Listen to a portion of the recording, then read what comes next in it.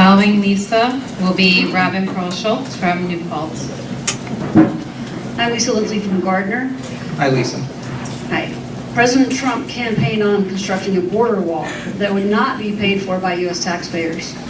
Now we're hearing that important programs may be cut to pay for this ill-advised initiative. Will you commit to rejecting any budget that includes funding for a border wall?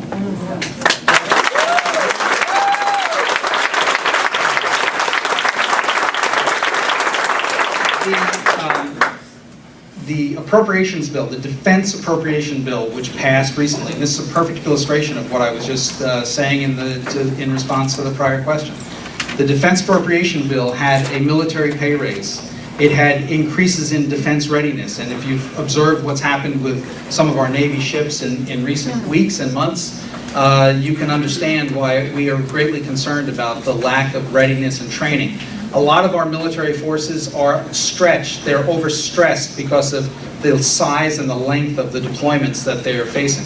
So we also have weapons modernization systems, for instance, anti-missile defense. Excuse me, I'm asking about the border wall. And I'm getting to it.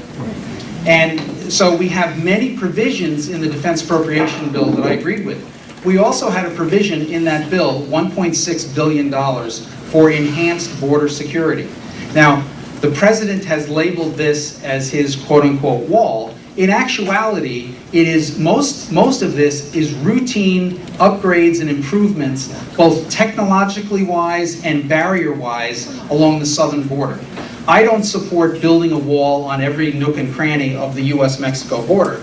And also, I think it's not responsible to suggest that there's going to be a means and a way to say, quote-unquote, make Mexico pay for it. I've never agreed with that. So I do agree we need to make sure we enhance our border security. There are a lot of good reasons for that. I've also, for instance, supported a legislation that would really crack down on the ability of people to send synthetic drugs like fentanyl through the U.S. Postal Service into our communities. So that's a matter of border security as well. Those are one of the reasons why we need to make sure that we have an appropriate level of security to prevent the smuggling of drugs, for instance, across our border. So this $1.6 billion was contained within a much larger defense appropriation bill, which I supported. And building a wall on every nook and cranny of the border is not something that I would agree with, but I do support enhanced border security, and I think that's what that measure actually does. So you've already voted for it? No wall. That's right.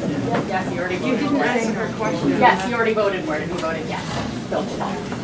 Following Robin will be I voted yes on the defense appropriation bill, frankly, because that is one of the single most important things that we can do to protect the safety and security of our country. And one of the other things that we have